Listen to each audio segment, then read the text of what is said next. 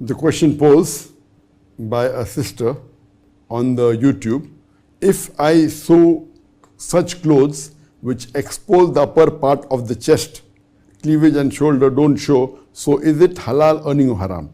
I believe the question posed is that talking about a tailor stitching clothes for a lady where the upper part of the chest is seen and the cleavage and the shoulder is seen, so is it halal to stitch such clothes? First, you should realize what is the purpose of these clothes.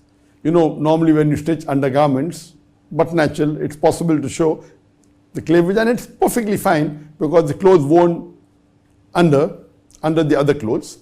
But if there are other clothes where you know that a lady is wearing clothes only amongst the ladies, and if some part of the body is exposed, then it's not haram.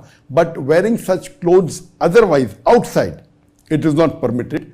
So depending upon the clothes, that if you know that you're stitching clothes for ladies who are going to wear an abaya on top of that, then it's perfectly fine. But if you know that you're stitching designer clothes and people wear these clothes, not wearing clothes, not wearing a coat over it or wearing an abaya over it, and if you're aware of it, stitching such clothes is not permitted. Because Allah says in the Quran, in Surah Ma'idah, chapter number 5, verse number 2, that help one another in righteousness and taqwa.